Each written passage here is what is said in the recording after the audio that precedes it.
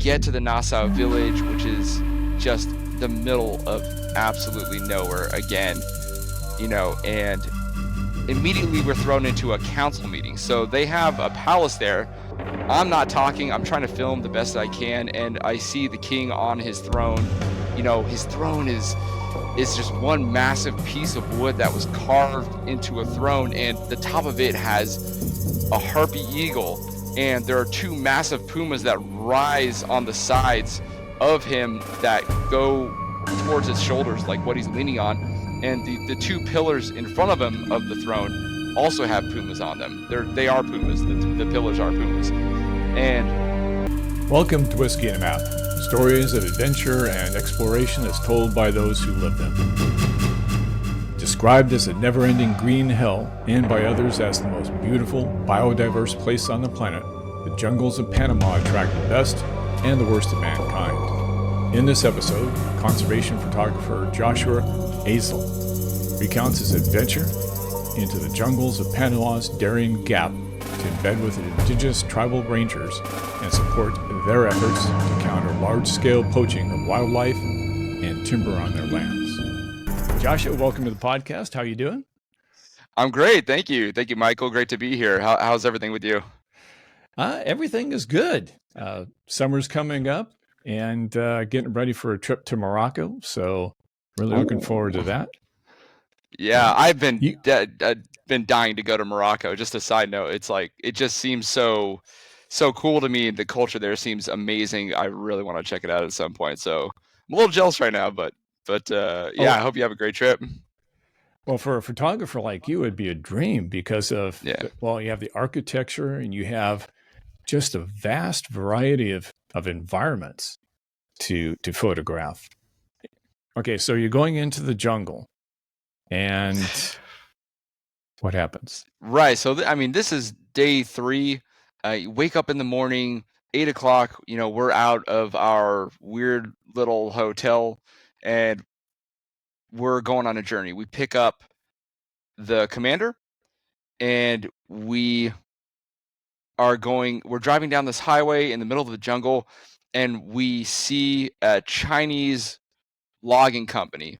And these are the people that are going to the indigenous people and saying, hey, we will pay for to chop down your part of the forest. And some of the indigenous people, they oblige, and it's not technically illegal, but it is it's a big gray area and it's extremely looked down on. So for some reason, we see this, and the driver pulls straight up to the gate of this Chinese logging company, which is probably run by the syndicates.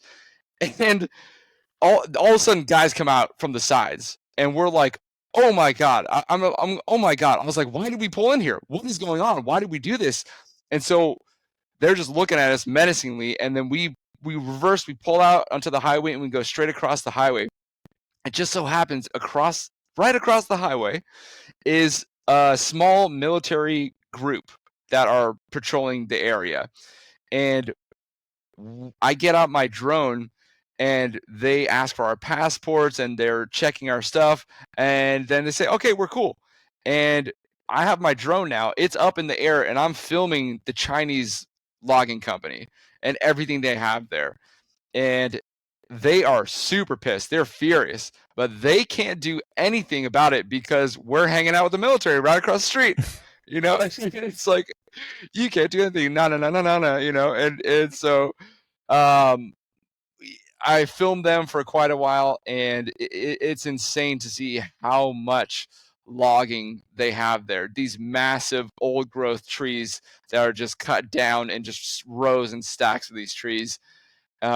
And they're going to be sent off to who knows where all over the world for the consumers, and at insane prices, all for the cost of chopping down an entire indigenous people's forest. So they're not happy about it, and we decided to keep going up the road, not up the highway, but actually behind us and up the road past the military, and then we passed the Chicho Mafia logging. That's the first time we see that. And on the way there, we get we get a call, and everybody goes quiet, and I don't know what's going on because they're all speaking in Spanish. And I said, "What happened? What's going on?" And they said, "Oh, well, I can't name names, but the executive director of Darian National Park just died. Thankfully, he wasn't murdered. He had some disease, but all of a sudden, it just came down to this weird energy, you know. And we keep driving up the road, and it ends at one place. There's only one place to go, and it's the most hellish migrant camp I've ever seen. And they say, "Okay, get out now and walk around." I'm like, "Oh, my, everybody's getting out and walking around. I don't want to get out. I have so thousands of dollars of photo gear and equipment. It's not a good idea for me to get out there." And they say, "Okay, get out anyway." And I'm going out and I'm photographing the worst things I've ever seen. I mean, tons of people that have huts made out of just sticks that they find, and they're burning gasoline to cook their food in these huge fires, and it looks like it's a hellscape. It's a bit of a hellscape, and everybody there looks exhausted and tired. And there are migrants there coming in from India, Africa, Nepal. How the hell are they getting here? This is Panama. How are they here? And I'm walking down, and I'm starting to see people eyeing my camera and my equipment, and I'm taking pictures. And the military, one military guy who were running the camp, they see me, they start yelling at me, "Hey, I don't know what he's saying, but I know it's something like, put your camera away." So I put my camera away, and I'm so very sorry, very sorry, very sorry. And then I go over to the commander, who we know, the commander that is with us, and then we're walking back, and these guys start to approach me, and I can tell they're trying to grab and run with my camera. So now I'm switching hands. I'm holding my camera tight. I'm making sure that my camera is inside my armpit, and I'm scrunched up next to the commander. I don't want anybody robbing me. I was looking for knives. I was looking for any type of weapon that they were going to use on me, and I was kind of ready for what was going to come. Thankfully, it never did come. They just walked by me when I switched hands and got closer to the commander. So that was kind of insane. And we were supposed to load up in boats right along the river there and go up the river to a different migrant camp. And it is filled, the whole river is just filled with trash and waste, and human waste and regular trash. It's real gross. They don't let us through. I think he got a little mad that I was photographing the migrant camp. I've never seen. I grew up, a really good portion of my life in the ghetto, and I've seen a lot of, not things that people don't want to see. And that was by far the worst I've ever seen. That situation was absolutely horrific. And we go to another area. We talk to a different part of the military, and thankfully they're not really talking to each other. There's no communication going on in the walkie-talkies between them, and they don't know that they didn't want us to get in the river. And they tell us, "Oh yeah, National Geographic was here. They just went upriver like not too long ago." It's like, "Oh, crazy! That's what a coincidence." They let us go, and we go up to the next migrant camp. And the next migrant camp is in a town that was already established. So all these migrants, the cartel is funneling all these migrants through Colombia in the Darien Gap into this town and into other areas as well. And we're being escorted around, and I'm filming everything I can. I'm photographing everything I can. And, we go and meet the military group that is established there. It's not as bad as the other camp. It's still pretty bad. And Sure. so I'm filming. So all of a sudden I'm filming their leader and the military there. And what Max is telling me is, man, he's saying a bunch of bullshit. And they're trying to do good things there apparently, but what Max is also telling me is that they actually extort the migrants themselves for like $5 a day from all these different migrants. And they are saying, "Hey, we're doing good things there. We're doing good things here," but at the same time, they're literally extorting the migrants that are coming through there. So it's a really very strange situation. And yeah, then we basically get out of there, and by the time we come back and go down the other road, it's 10:30, and there's we can see that there's informants from the Chinese companies, and they're stationed on the roads, and they're saying, hey, these guys are going this way, they're going this way. We can see them pointing, and as soon as we come around the corner, they're like, they're here, they're here, they're here. That's what it looks like to me. And all of a sudden it's like, oh my god, are they going to follow us? What's going on? And by the time I get back to my hotel, I'm sleeping with my survival knife, and I'm thinking about every angle, every situation possible to defend myself. And fortunately, nobody comes through those doors in the middle of the night. That never happened. But it is something that is, if you're in that situation, it's on your mind. You're thinking, how can I survive this? What could they do? How many people? How can I assess the situation to survive the cartel coming to kill me, or the Chinese companies or syndicates coming to kill me? Like, how am I going to deal with that situation? And all I have is my survival knife. It's pretty large, but yeah, I mean, that's what it's like almost the whole time. And being in Panama is, we're being followed. We're being talked about. We're being monitored heavily by people that don't want us there. Well, yeah, you're shining a big old flashlight on a place that doesn't want to be lit up. yeah, exactly. It's like going to Mexico, and let me tell you something. The narcos that are out there, they hate journalists. There are specific factions that I know about that hate even musicians. They hate guitars. They don't want anybody singing. They don't want anybody being happy. They don't want anybody exposing anything they're doing. And it kind of felt like that situation, so that's kind of why it's absolutely one of the most beautiful places I have ever been in my entire life, especially the highlands of Panama. Unreal. But at the same time, yeah, incredibly dangerous and stressful. But you handled it well. Yeah. Yeah. Yeah, I'm like, I want to go back. Why not? Let's. No, you came back and were able to tell the story. So yeah, thank God. There is a weird little addicting part of it where it's like, I survived. Can I survive again? I mean, I think I'd be fine, but cross my fingers. But yeah, there is a part of that kind of craves that danger again. It's very strange. Yeah. Yeah, you don't want to be the moth around the flame.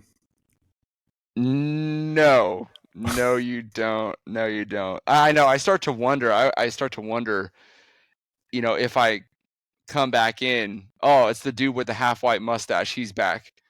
Do they have my name? Do they have where I live? Do they have my flight number as I'm flying in? What do they have? I don't know what they have, but it's not like they're not well connected, because they're very well connected. And I don't want to do anything to piss them off intensely, but yeah, that's just the risk that comes with this part of the job. Yeah. Pretty intense. Yeah. Now, yeah, absolutely. Speaking of photography, you are a conservation photographer. What does that mean? So yeah, wildlife and conservation photography. That means I work on creating photos that protect the habitats and the species that I really care about. And that goes for all, wildlife conservation photographers. There are also cultural conservation photographers that like to photograph threatened and endangered cultures, which includes even their languages. So for me personally, I love animals. I love wildlife. It's something I've always grown up just obsessed with. And that translated into my passion later in life when I picked up a camera, and I realized this is what I want to do for the rest of my life, and so it's not just taking or making photos of animals, doing what they do. It's using images that it might include that, but it's using images that involve the biologist. Where I'm working with the biologist, I'm working with accredited organizations, nonprofit organizations, universities, and working with them to utilize images to forward conservation of a particular species or a particular area. Well, you must be doing a good job because your photographs have appeared in many well-known publications. You've won many awards. And in fact, you're becoming a member of the International League of Conservation Photographers. What's that organization? The International League of Conservation Photographers is basically, I'm not trying to like toot my own horn here or anything, but it's a group of the best, greatest, emerging, and established wildlife and cultural conservation photographers on the planet. And we are all working our asses off to make this world a better place. Yeah. Well, actually, tooting your own horn, that's actually why I brought it up, because it is quite an honor, and it just shows the level of your work to be being brought into that organization. So good on you. I appreciate that. Yeah, I appreciate that. I honestly, I worked for 9 years to feel good enough to even apply to be in that organization. Fortunately, I nailed it on my first try, and yeah, it's been a great journey ever since, for sure. Okay, before we get too far down the road on this this interview, we have as a custom on this show is to have you tell us a good drinking story. You got a good drinking story for us? I got a good drinking story, man. Yeah. It's actually going to be about something that happened in the trip that I'm going to be talking about later in the podcast. Otherwise, I wouldn't be talking about it. But essentially, in Panama, we are going out into the middle of the jungle with, and I'm embedded with the Ranger Battalion there. And the Ranger Battalion is comprised of the indigenous people, the Embera Wunan. And I hope I'm saying that right, the Embera Wunan. And so I'm embedded with the Ranger Battalion there, and we're getting set up, and it comes nighttime, and it's just this gorgeous place in the middle of Darian National Park, and everybody gets to drinking. They start pulling out bottles. It's going around. I'm like, oh, okay, it's going down, and there's no fire or anything. It's just lights. It's the middle. It's not the middle of the night, but it is very, very dark, and okay, we're getting into it. So we're drinking. And then all of a sudden, I notice something crawling next to me. I go, what? And there's this tiny little crab. It's like this big, maybe 4 inches across, something like that. I said, where the hell did this crab come from? We're in the middle of the jungle, and there's a river not too far away from us, and apparently they start crawling out of the rivers, and they start populating the place. And I'm like, okay, this is really cool. And then I start seeing other little creatures crawling around. The jungle is absolutely crawling with life. It's insane. And I get to the point where there's so much wildlife. I'm like, okay, my drunk ass has to get up and grab my camera and start photographing everything I can at nighttime, So I'm walking around, I have my camera and have my flash, and I'm just clicking, hitting the flash, clicking, hitting this, And then one of the rangers, he's interested in what I'm doing, and even though I've been to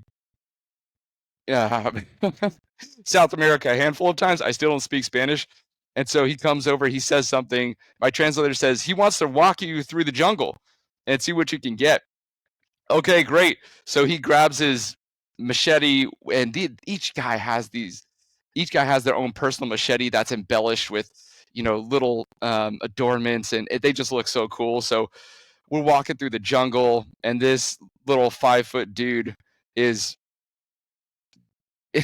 showing me all of the amazing little creatures that are around, and I just had a great time, drunk photographing all of the creatures in the forest. And I mean, whip scorpions and walking sticks. And I mean, we came across this toad that is literally the size of a football. I mean, it is this big. It's the most massive frog I've ever seen in my life, which is, and this toad, I try to get close to it, but it just dives into this burrowing hole that it has about this big.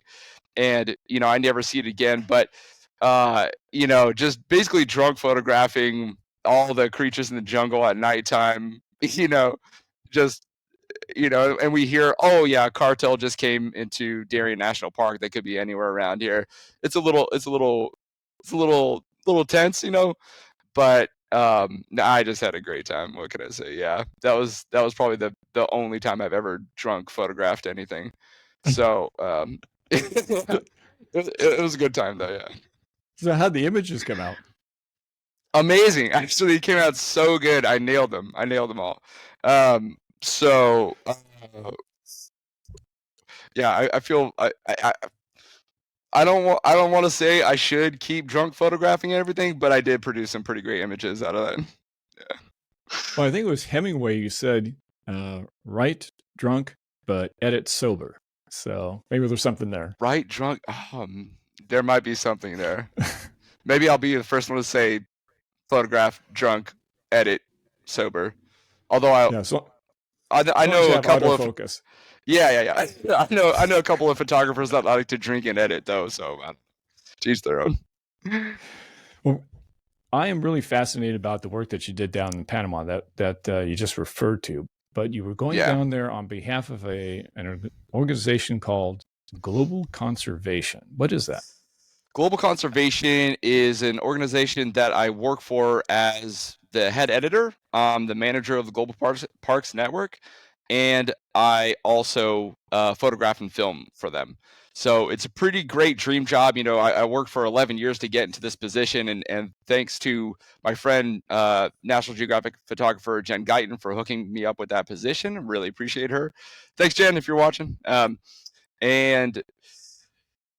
What global conservation does is we focus on our own program, called the Global Park Defense Program. And what we do is we work with local and indigenous peoples, and we empower them using technology and training to protect their own national parks that they live in. So over the course of my career, time and time again, I have seen organizations try to work without local and indigenous people, and it doesn't work. There's no case I've ever seen of it actually working. And when we hire those people, we employ those people, we give them the resources, we give them the technology, they are able to produce amazing results. And I feel very privileged to be a part of the Global Park Defense Program. So, we use the rangers to protect the rainforest, which protects the animals, and we're also focusing on threatened and endangered species like orangutans, pangolins, Komodo dragons, rhinos, elephants, you name it. Any of those big species, we are working to protect them, and of course the national parks that they're in. And another just a niche that the global conservation fills, which nobody else in the world is doing right now, is protecting these paper parks. And what I mean by paper parks are national parks that are established but have no protection. So poachers are still coming in.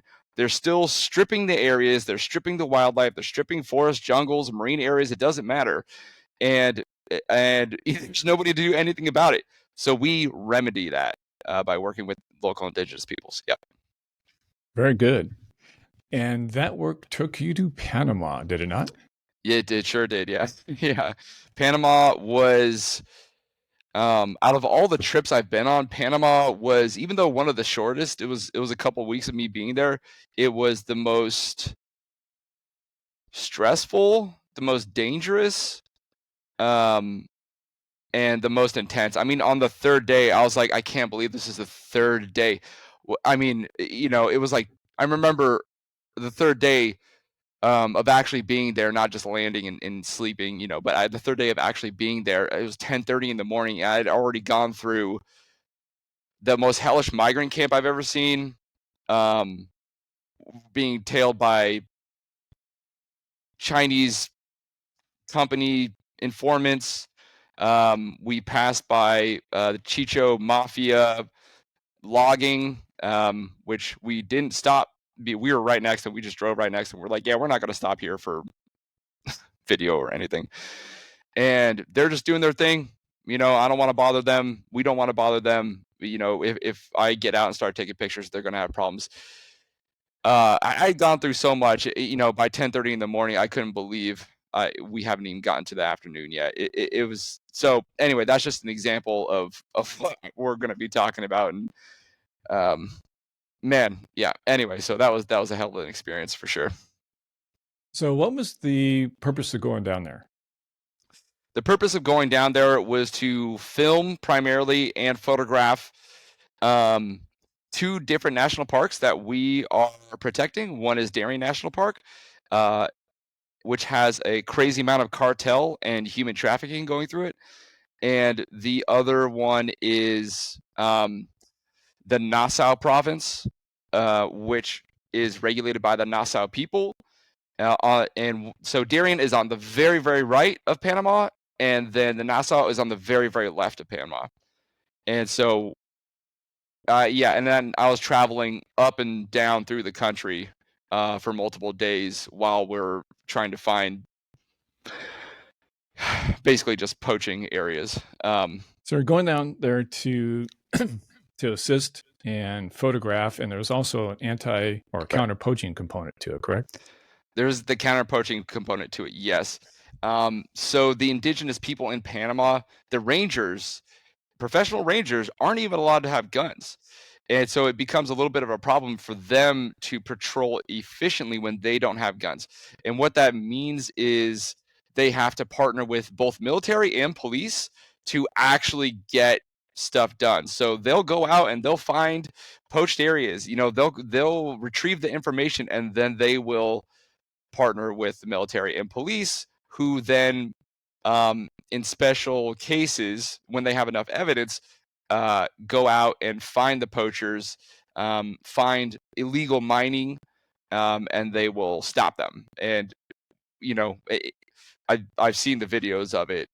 It's pretty impressive what they do. So now that jungle is known as some of the harshest, most difficult in the world. Can you describe the jungle environment that you were going into?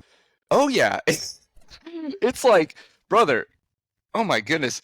I remember when I first got to Darian, and it was 3 days of traveling by boat, on foot. And when I say boat, I mean, canoes with motors, backs of cattle trucks. And I eventually got the nickname All Terrain. They called me All Terrain because I am down for anything. There's whatever it is flying or on boat or hiking or whatever. I'm down. And I'm having a good time. And they were telling me that a lot of people that come here, they get this deep into the jungle and then they start freaking out. It's hellish. And there's documentaries, David Attenborough saying, if you walk into the 50 feet into this jungle, you're going to disappear. I always thought that was bullshit. I was like, that's bullshit. That's bullshit. As soon as I got to Darian, they drop us off and I'm exploring the jungle. I'm looking around. I'm still on the trails that the indigenous people use. If I walk 50 feet into that jungle, I'm screwed. I'm totally screwed. I knew that immediately. As soon as I took a step off the trail, I looked, I'm like, I would not be able to turn around and find my way back if I could not see a trail. I'm going to be absolutely screwed. And it is full of things that want to eat you. It's about 100 degrees. It's 100% humidity. And, but it is amazing. It's gorgeous. You're sweating constantly. All the vitamins and minerals are coming out of your body. You're always rehydrating so that you're not going to pass out or something. It's pretty incredible. And the first thing that I saw, which I was really excited about, were leafcutter ants.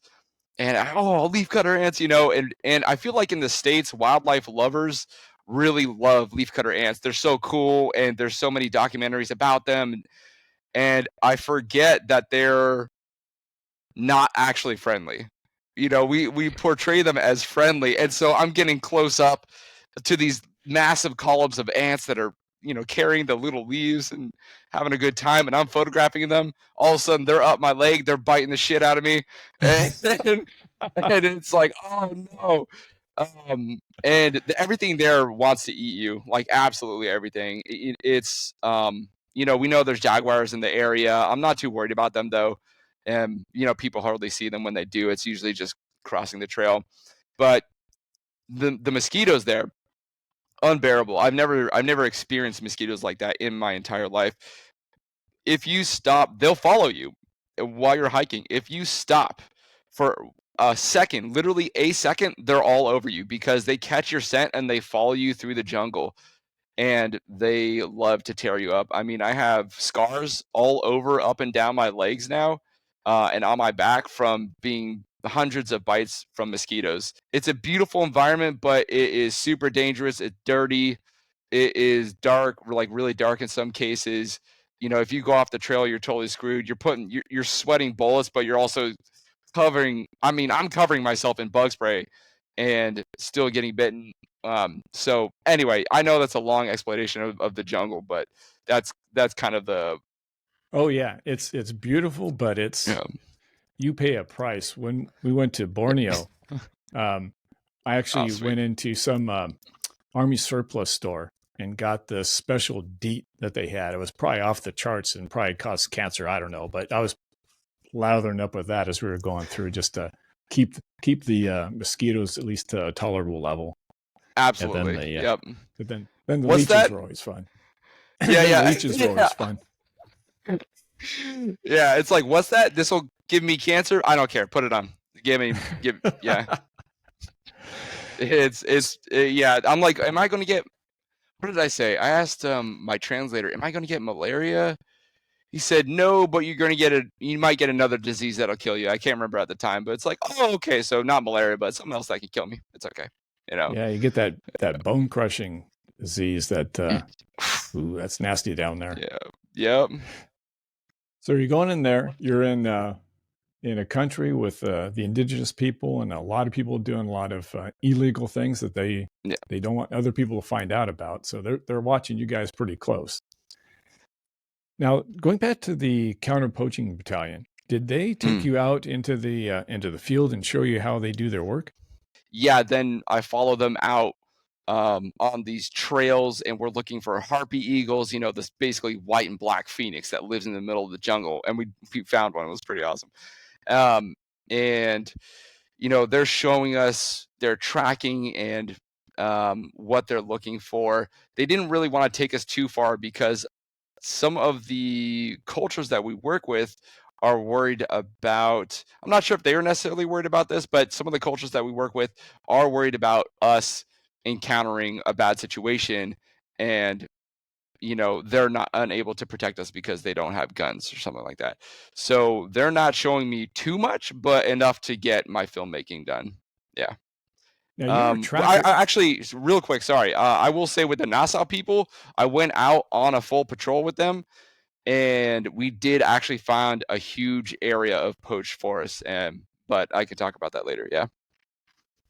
Well, you're a tracker yourself, so with that expert eye, how did you see them tracking? How were they able to track through the jungle? It's really impressive. I'll say that I feel like the Naso people are better trackers than the Embed, and they are these tiny people that are just smashing through the jungle, and they're picking up little things here and there. And I'm still learning about. I'm used to tracking in the States. I've tracked mountain lions for 3 years, with an organization, and I've tracked large carnivores for a long time, and what they do there in this thick, dense jungle is completely different. It's a whole new way of tracking, and my tracking skills do serve me, but they're seeing things that I could never pick up. I'll never see. And the jungle is so thick that it's hard to comprehend the little minute details that you see either in the mud or even just, cuts on blades of grass or, waves in the leaves, or I don't know. I'm trying to think of an example. Like, basically, we went out after we found the poaching area. We go out and we make sure there's no more poachers in the area because we're not trying to get screwed, right? Obviously, we're not trying to get in trouble. We're not trying to get shot. And we keep going into this jungle and we are disappearing into absolutely just nowhere. We're already in the middle of the jungle and we're going further out into it's so deep. I'm almost like losing these little guys who are blasting up these huge hills on the side of a mountain, and I'm trying to keep up with them. It's like incredible. And then we come across a signal, a sign that is set by another one of the Naso people, and the signal is meant to say whether or not the poachers are still in the area. And I can't like show that or describe what it was, but I would have never noticed it at all. It looks like another part of the forest that you're just walking past, and he takes out his machete and he starts cleaning it off of this stone and this rock, and you're just like that clean, like cleaning everything off. And he's showing the rest of these Naso people, of which there are only like 3,500 left, that he's been there, he's seen it, and he's going to relay his own signal. And they use tracking not only to find animals and poachers, but also to send signals to each other. And it's really, I've never seen anything like it. It's really, really impressive. And so they're leaving yeah. messages in the middle of the jungle for other people to come across and just pass on the information. Yes, exactly. For other Naso people. So it's only the Naso people who understand these little signals that they leave in the jungle. And even as I don't want to say I'm an expert or a master tracker or anything like that, because I'm not, but I feel very experienced in my tracking, and I would have never realized the signal that they put there. It's just another form of a completely other discipline and form of tracking that isn't talked about in textbooks. It's not talked about in any tracking book I've ever seen, and they're utilizing tracking in a whole new way I've never seen before. It's pretty impressive. Yeah. Tell me about the wildlife that you encountered.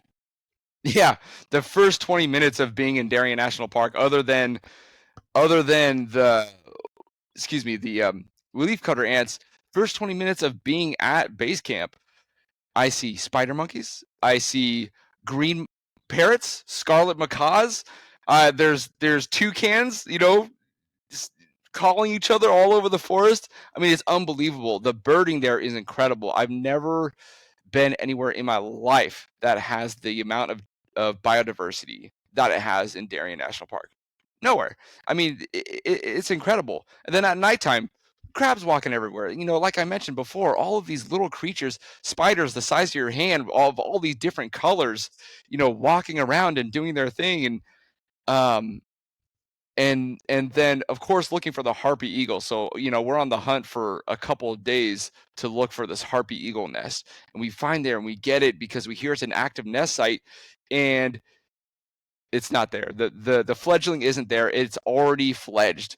And this sucks. I'm like, oh my God, we're never going to see this thing. And we're supposed to be very quiet. And, one of the guys that's with us, it was wearing this bright red shirt, and he's just talking loudly. And, I'm like, oh my God, this is so bad. We're never going to see this thing. But what actually happens is this guy's loud talking draws in the juvenile, and all of a sudden I see this huge silhouette of a bird flying straight over the jungle canopy. I'm like, oh my God, it's here. I'm like telling the guys, oh my God, it's here. And then it crashes into the canopy above us, but we're still looking. We're looking up. We can't see anything. And then it flies over, and unfortunately we can finally see it, but the sun is right behind it. So we're looking straight up at this thing, and it's looking down on us and the sun behind us. And as you know, as a photographer, that is the worst possible situation to be in to photograph a bird of prey of this rarity. It's an extremely rare, endangered animal that it's the king of it's the aerial king of the jungle. These harpy eagles, their talons are the size of my hand, just the talons.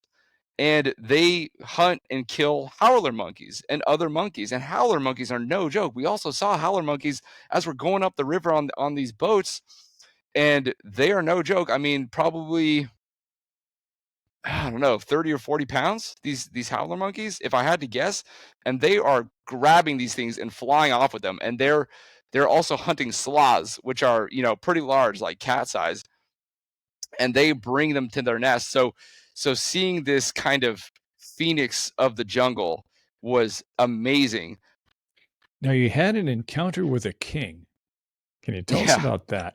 We get to the Naso village, which is just the middle of absolutely nowhere again, and immediately we're thrown into a council meeting. So they have a palace there, and it's not the palace type of palace you're thinking of. It is a very old traditional palace, maybe 50 feet across in diameter, and it's made of like straw, I don't know, vegetation made, found in the forest. It's not like a traditional palace. And the floor, the whole floor, which is this kind of red clay, is filled with bees' nests. So bees are just coming out of the ground the entire time you're in this area.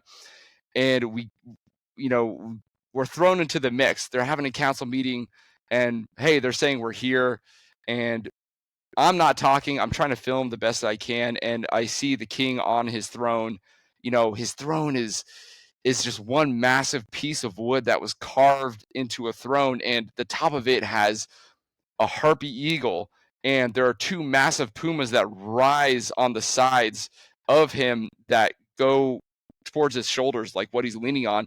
And the two pillars in front of him of the throne also have pumas on them. They are pumas. The pillars are pumas. And I quickly go up to him. I meet him. I shake his hand. Hi, how's it going? And it's very nice to meet you. And then I go and sit down. And it's just like, holy crap, like I met a king. And I'm kind of just like, oh my God. It is one of the last, recognized kings left on Earth. They still have this monarchy there, and they go through everything.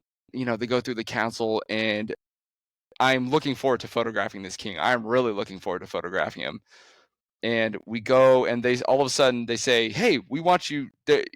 Or excuse me, they didn't ask nicely. They said, "You're filming us now. You're going to film our stories. We want to tell stories right now, of how we came to be, how we established our comarca." So they just got the rights to their own land only 2 years ago, and it was recognized by the government of Panama. And so they're telling the stories about how that came to be, and they're singing and they're dancing, and I'm filming all of this. They said, "Hey, you're filming right now." Oh, okay, right on. So we're going, and then I have the king in the background almost the entire time that the people are telling these stories, and he's looking very kingly. He's sitting on his throne going like this. He's looking around. It just feels like a king. It feels like how a king would act and be in silence. He's just very yes, and just you over there. He's making gestures. You over there, do that. And it's like it's kind of crazy to watch. It's kind of so. It was really amazing and really cool. And at the end of it, they made me an honorary member of the Naso tribe, which was when that was translated to me, I was dumbfounded. I was like shocked that they would say something that amazing, and just it's such a privilege to be an honorary member of that tribe now. And anyway, so that was it, and hopefully I go and meet them again. We're trying to make something happen right now. Yeah. Well, you talk about those folks that are conservationists as far as cultures and people. It'd be great to Mm. have them go in and preserve all those stories, so that they don't get lost. Yeah, that would be amazing. I know there are some videographers and filmmakers that have worked with them before, but the footage is few and far between. And for basically an endangered people, with essentially an endangered language, it would be incredibly interesting. And man, that's actually a good idea. Maybe I should talk to somebody about that at the ISCP. Yeah. It brings back when I was in Guatemala on some humanitarian projects. There was a story that was told to me. An old woman had just died a month or two before. And the unfortunate part was she was the last Mayan to play this particular Mayan instrument. And she was the last one. And so when she died, all that music died with her. In fact, the instrument died with her. And it was so sad because, all that history. And I was talking to a local folklorist who I was trying to work with to preserve some of these stories. And, he's shaking his head, is that the cultures are being bulldozed by modernity, and it's being lost so fast. All of the origin stories, the history of different peoples, and it's at an incredible rate. It's very sad at what knowledge and just art has been lost. Yeah, it's sad and disturbing for sure. I mean, I can't tell you how many times where I have heard of situations or seen situations of an endangered people. These are the last, language speakers of this particular language. These are the last people of this particular people. One of the things I want to talk to you also about is your work with the condors. Can you tell us about that? Yeah, sure. So as you know, I'm a big bird fan, and when I heard about flying dinosaurs, these California condors that live semi near me, 3.5 hours, something like that, and I really wanted to see them and tell their story and do something about them. And they're, people will say they're ugly, but the full adults, they have, their heads are the colors of sunsets, yellow and pink and magenta and red and orange. And I mean, it's just gorgeous. They have these gorgeous heads, and they're stark black and white. And, people say, "Oh, look, it's a condor," and they're referring to a turkey vulture. I'm like, when you see a condor, you're going to know it is a dinosaur flying through the air. They're so big. And I couldn't help but just be drawn towards them. I keep being drawn towards them. And even though for the first 4 years of conservation, my own personal journey with the conservation of these animals, I was kind of rejected by the condor community so many times because it's such a niche, tight-knit community of people that want to make sure that you're doing the right things for the right reasons. And the very first time I actually ever saw a condor was thankfully through Ventana Wildlife Society, who has had a massive hand in restoring condor populations after they went effectively extinct in the wild in 1987, which is when I was born. So 36 years ago, the last few were taken out of the wild and placed into the Condor Recovery Program. And through the Condor Recovery Program, they have been re-released into the wild. And, there are about 350 free-flying condors between 3 different states right now. And so still just a tiny, tiny amount. They are critically endangered. And I have been able to create pieces, so I've been able to create articles in magazines that highlight the condors and talk about the importance of not just the condors, but supporting endangered species that live within national parks, because the Endangered Species Act was created in a massive way for originally the California condors. And by spreading the word of simply going to a national park that has endangered species, which is the vast majority of them, you are supporting the research and the conservation of that species. All the money that you spend on the tickets, on the merchandise, whatever you're getting in that national park, the money goes towards protecting endangered species. In this case, where I spend a lot of time in Pinnacles National Park. Well, I mean, the condor, when you see it in person, I mean, it's hard to describe. It's huge. It's the largest bird in North America, right?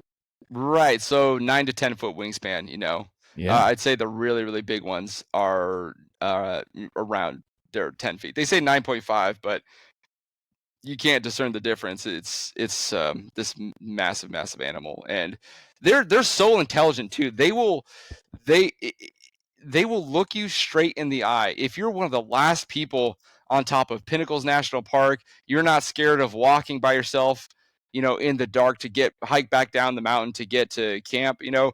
If you stay there and you're lucky enough to have them fly right by you, like 15, 20 feet away, they will look you right in the eyes. They'll look you right in the eyes, and all of a sudden you realize this is more than just an animal. This is a completely sentient creature that understands, I don't know, the more complex, just the complexities of life. And it's like I've said before, I feel like we are I'm a soul living a human experience, and I feel like what I'm watching is a soul living a condor experience.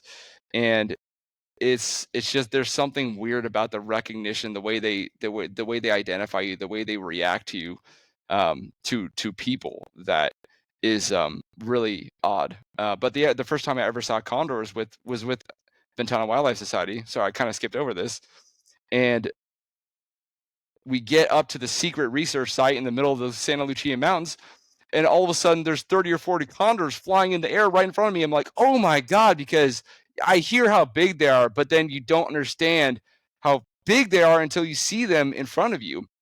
And the biologists are doing blood workups to make sure that they're not being poisoned by lead ammunition that are fragments that explode inside of the carcasses that they eat, and they're handling the condors, and then they release the condors, and the condors, they don't just like fly away. Some of them do, but many of them will hop on top of the facility, and they'll start looking, and they're curious. They're looking, and they want to watch, and they want to learn and experience what's going on. They're not just animals that are just scared of humans and they want to just fly away. They are genuinely interested and so intelligent and so curious about what's going on and what we are doing to them, which is simply trying to help them. It's Well, really that's amazing. fascinating. Yeah, that's fascinating. Yeah. So what's coming up for you? What are your next projects that are coming up? Yes. So we're getting ready for the release of Wingspan, which is the short film that they made about me. And I'm going to be, I was going to be going back to Panama, but it looks like there's some complications that came up. There's always just a shit show in Panama. I'm sorry to anybody that offends, but I mean, truly, it's kind of a shit show. And so there's complications that have arose. So we're kind of paused on that. In June, I'm going out with Michael Westberg, who is an incredible photographer, very prominent in the photographer community. And we're going out to Africa to Ngorongoro National Park to film and photograph elephants that raid people's farms at nighttime. So that's going to be interesting. Yeah, it's kind of a problem, but we want to try to solve it. We're going to be working with the rangers. We're going to be working with the local people, and it's going to be the first time I've ever seen an elephant in the wild as well. So really looking forward to that. That's in June. And I'm trying to think of anything else coming up right now. I know I have like 6 projects at any given time, but yeah, so those, that's what I'm really looking forward to right now. And also I'm going to be going out to Baja to do some marine underwater filming and stuff like that. I'm really looking forward to that. No date set on that, but that's coming up. And yeah, just chipping away at the condor conservation stuff for sure. Cool. Now, for people who want to see your work and follow you, how would they do that? Sure, yeah. So you can follow me at Instagram. I don't post on there very much, so just warning you right now. But Tidal Walker, see Tidal Walker, kind of like Skywalker. I'm a big fan of Star Wars, and I love the ocean, so I just Tidal Walker. So just Tidal Walker on Instagram. You can look me up on Facebook, Joshua Asel, Asel. You can go to my website, joshasel.com. Yeah, if anybody wants to hit me up, feel free to hit me up. I'm always down to help photographers with technicalities or travel questions or whatever. But yeah, you can find me there. Very nice. Very cool. All right, Josh, this has been a great conversation, and be safe out there. We've really enjoyed it. Thanks, man. Yeah, not too safe though. Otherwise, I don't get good pictures. Isn't that the truth? Yeah. All right. We'll see you on down the road. Appreciate it, Michael. Thank you. See ya. Thank you for joining us. We'll see you down the road when we get together again, share a glass of whiskey, and hear more stories of adventure as told by those who live them. Until then, check us out at michaeljreinhardt.com, where you'll find more of my work as an adventure photojournalist. Photos, videos, and articles of interesting people, mysterious places, and exotic cultures from the wild places of the world.